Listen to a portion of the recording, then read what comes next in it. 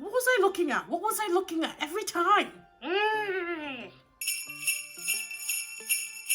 Hi beautiful people, welcome to the channel. Today we're going to be talking about a California Christmas city lights. Hey Hannah, you ready to do this? Yeah. It was exactly 1 year ago that I stumbled onto this property and became a ranch hand. And I didn't know it at the time, but it was the best thing that ever happened to me. So, Callie Bernay, will you marry me?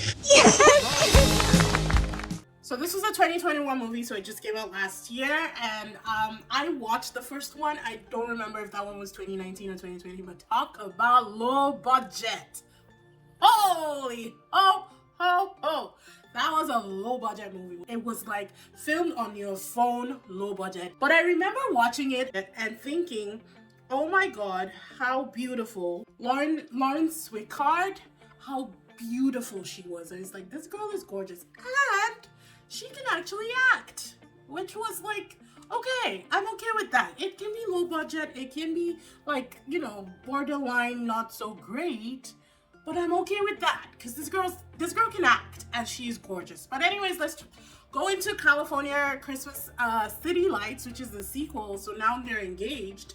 The winery is going well, which, how long does it take to grow grapevines? I don't know, but it kind of seemed like they were doing a lot within a year. So I could only assume that there were already like barrels of wine in like the cellar or whatever that were already like fermenting and processing, and those were transitioned into bottles, because there's no way you can grow grapevines within a year and, you know, ferment the wine long enough to make good wine within 1 year. That didn't make sense. So I was just like going on the assumption that, okay, they probably already had barrels and those were the ones that had transitioned into the bottles that they were selling and, you know, distributing to clients and customers or whatever. Here we are.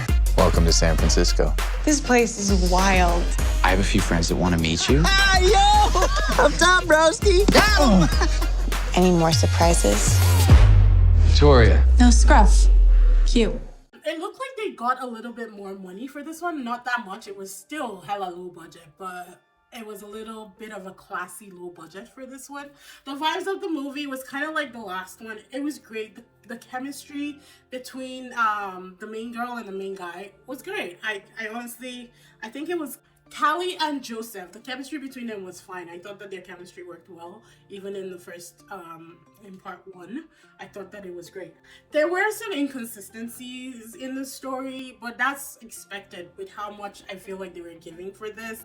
I think they did a good job with what they had. That's the best way that I can put it. The story was good. It was your typical rich guy takes his country girl back, and she's not really country. She's just from outside outside of Chicago or San Francisco, wherever it was that they were. And it was San Francisco. I believe they said Chicago at one point, but then I don't know people. I don't know. It was a lot in the air. But rich guy takes his new fiance, who's not, you know, as classy as he is, quote unquote, to the city to meet his friends and his family and everybody else. And obviously they tried to sabotage it. It was a typical book to TV print. They basically took like a Laura London book and put it on screen. That's exactly kind of like what they did. So Joseph and Callie already had chemistry, so obviously their kiss scale would be a 10. But Manny, who ended up being my favorite character from the first movie, also got a kiss scale in this. So they introduced us to Brandy, who is Callie's best friend in this. And I liked her. The actress was pretty cool, actually. I liked her. And I like that they introduced the love interest for Manny, because I think he deserved it. I just love him. I remember him in something. I think he was dancing.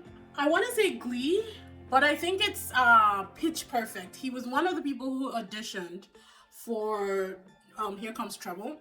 And also Grease. I think he was in Grease Live. I just remember him dancing and singing. That's all I can see whenever I think of Manny, the actor himself, not the character. So it's one of those. I'm very sure Grease one, he's definitely there. I can remember the sleep back there.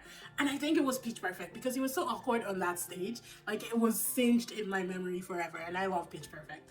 But yeah, Manny, I loved. Loved Brandy for him. Their kiss scale was a little high school, so it was a 5. Not as high as Joseph and Callie, but also understandable. By the end of the movie, though, the kiss scale was a lot more natural. So it kind of developed.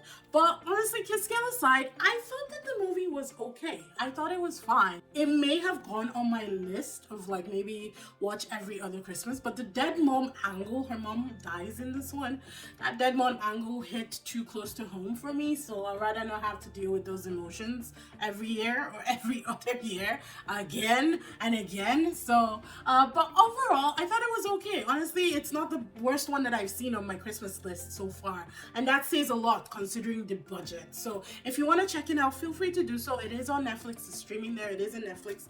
I believe it's a Netflix movie. Don't quote me on this, people. I've seen a lot. Thank you for hanging out, guys. Be sure to like, subscribe, hit that notification bell so you know when I post new videos, and I will see you in the next one. Bye.